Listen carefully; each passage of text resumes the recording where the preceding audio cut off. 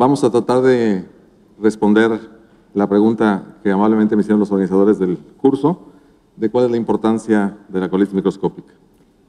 La colitis microscópica es una enfermedad inflamatoria intestinal que se manifiesta como diarrea crónica no sanguinolenta en sujetos con un colon de aspecto normal o prácticamente normal. Se manifiesta histológicamente como colitis linfocítica, como colitis colagenosa y más recientemente descritos como colitis microscópica incompleta y algunas otras variantes mucho menos frecuentes.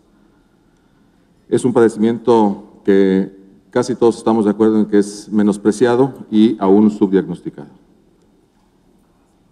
¿Qué ha cambiado en la colitis microscópica en los últimos años?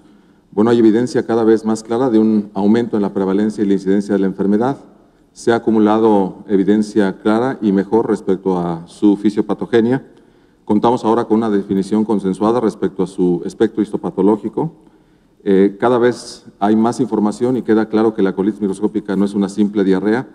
Hay mejor evidencia de un tratamiento efectivo y hay reconocimiento de una elevada frecuencia de recaída al suspender el tratamiento y les voy a mostrar datos al respecto. ¿Cuál es la prevalencia de la colitis microscópica en México? Y hablo de México porque frecuentemente pensamos que es una enfermedad infrecuente y porque lo que se ve en nuestro país se ha visto de alguna forma en todo el mundo. La búsqueda de colitis microscópica en estudios retrospectivos en grandes series de bases de datos de biopsias de colon tomadas en sujetos con indicación general para colitis microscópica muestran una muy baja prevalencia de la enfermedad y aquí les muestro 4 informes de estudios mexicanos en centros de gran volumen de pacientes, el Instituto de Nutrición, 2 series del Hospital Español y 1 del Hospital Médica Sur, que como pueden ver muestra una muy baja prevalencia de la enfermedad. Pero cuando hacemos la búsqueda, y en esto estoy de acuerdo con el doctor Rubio, cuando buscamos y buscamos bien y hacemos los estudios de una manera diferente, los hacemos transversales, modificamos el criterio, buscamos la colitis microscópica en sujetos con diarrea crónica, en sujetos con síndrome de intestino irritable o síndrome de intestino irritable con predominio de diarrea, observen cómo la prevalencia se incrementa notablemente y esto se ha reproducido prácticamente a nivel mundial.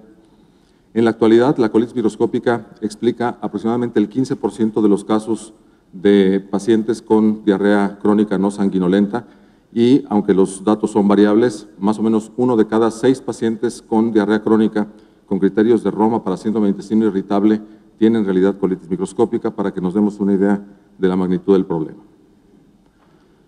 La colitis microscópica se ha reconocido en todo el mundo y es claro que su incidencia va en aumento y aquí les muestro los resultados de un estudio en países nórdicos que se ha hecho a lo largo de los últimos 20 años donde se puede observar claramente cómo se incrementa la incidencia de la enfermedad en población abierta. Lo que no queda claro es si este aumento en la incidencia se debe a un mayor reconocimiento de la enfermedad, a una mayor frecuencia de las enfermedades asociadas que favorecen el desarrollo de colitis microscópica o a un mayor uso de los fármacos implicados también en su desarrollo. También es posible que se observe porque hay un más frecuente empleo de las biopsias de colon para hacer el diagnóstico.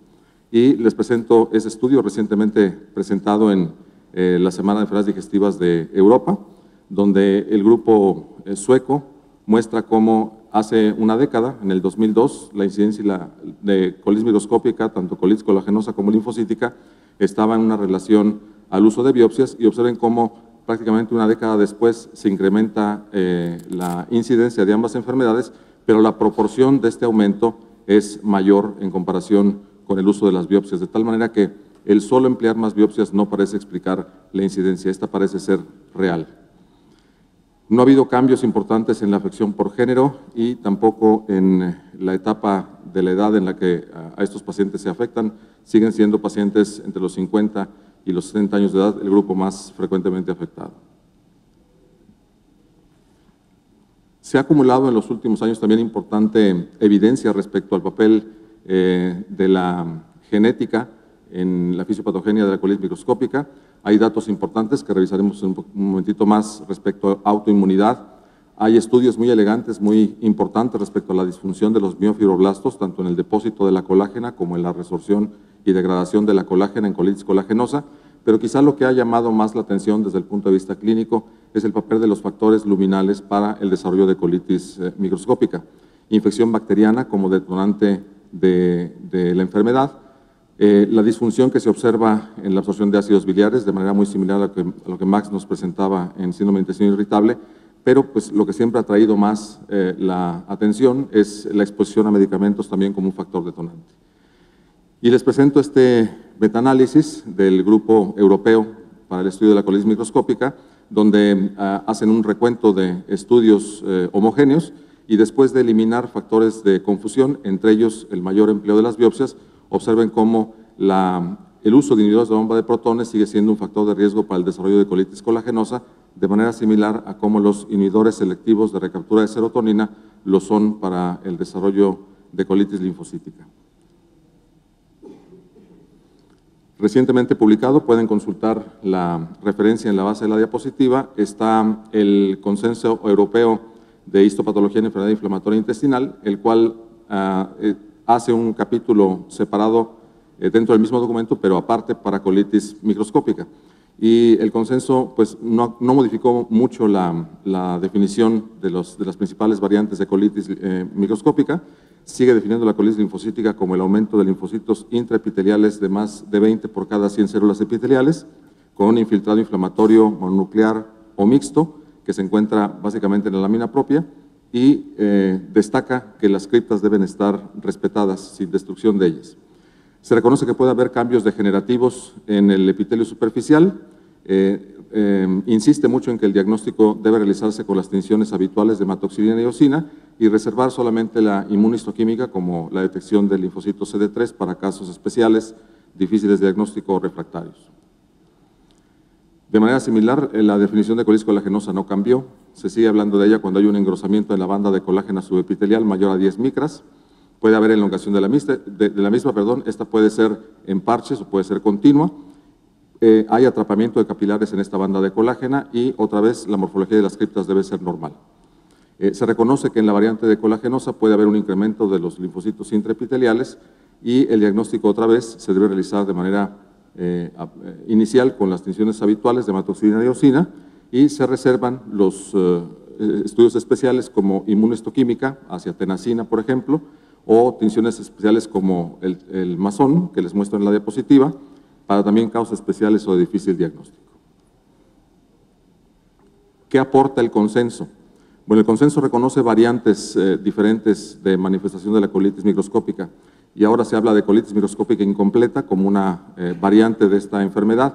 Se reconoce también manifestaciones poco frecuentes como la colitis colagenosa y linfocítica de células gigantes, la linfocitosis colónica y algunos casos, pocos pero ya descritos, de colitis colagenosa pseudomembranosa.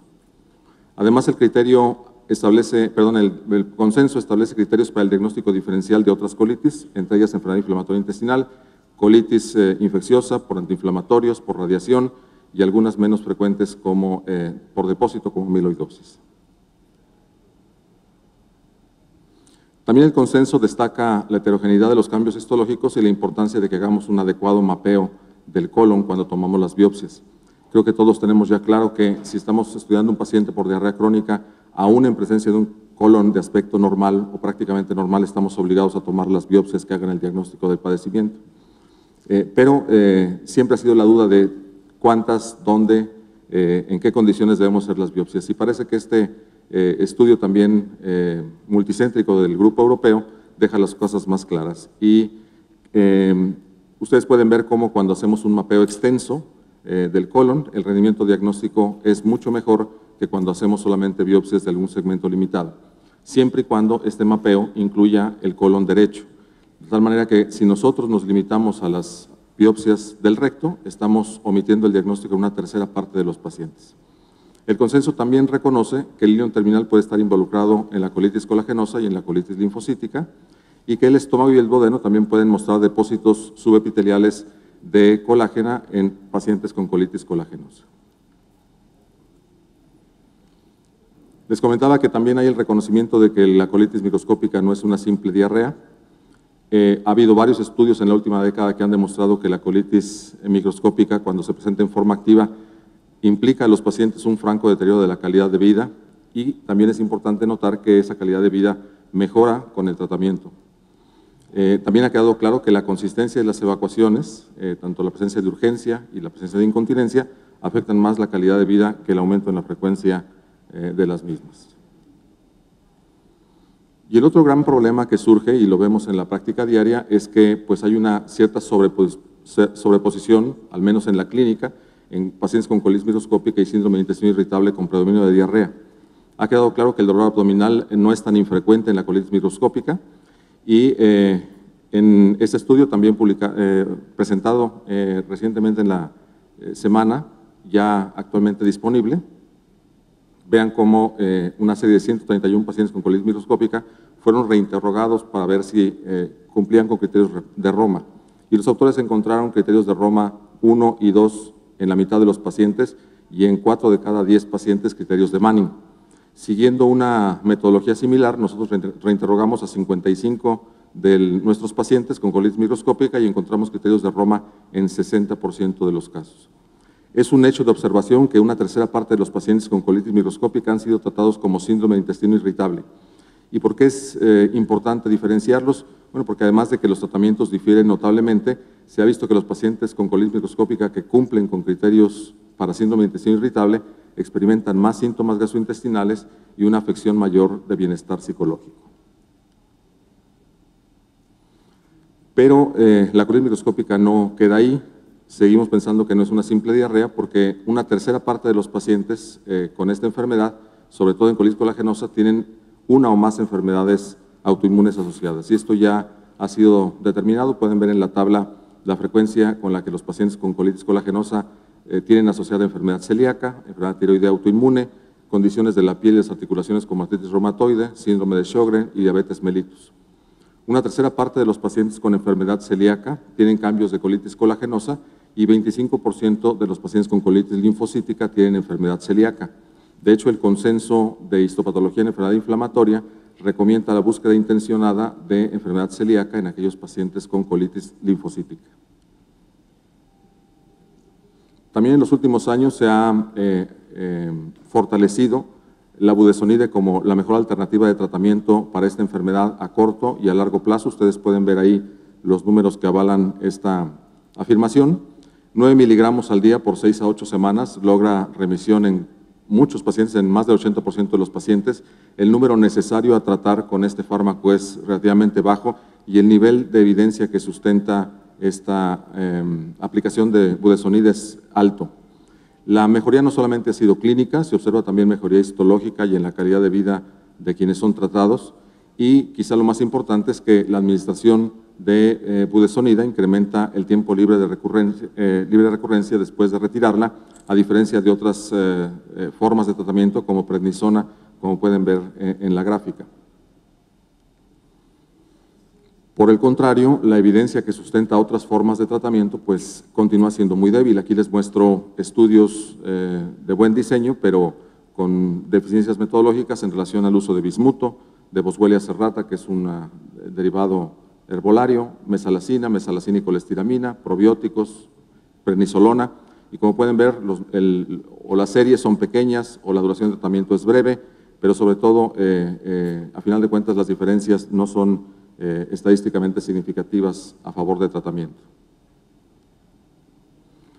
Lo que también queda claro es que, desafortunadamente, al retirar budesonide, la mayor parte de los pacientes, una buena proporción de los pacientes recae. Y tienen mayor riesgo de recaída aquellos pacientes que han tenido antes del tratamiento más de 5 evacuaciones por día, en aquellos que la duración de la diarrea es mayor de 12 meses y aquellos que no reciben terapia de mantenimiento.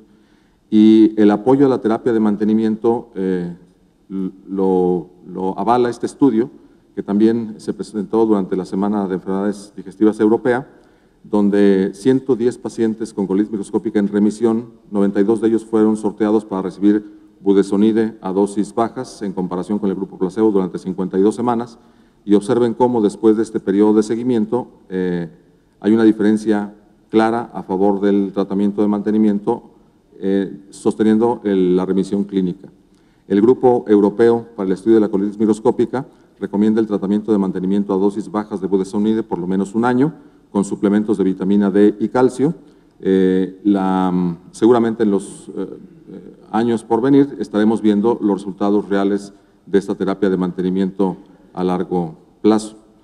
En los pacientes con recaída y los pacientes refractarios a tratamiento, pues hay evidencia anecdótica del uso de metrotexate, de azatioprina, de biológicos e incluso de cirugía, pero la realidad es que tenemos que considerarlos todavía hasta la fecha como eso, como evidencia anecdótica.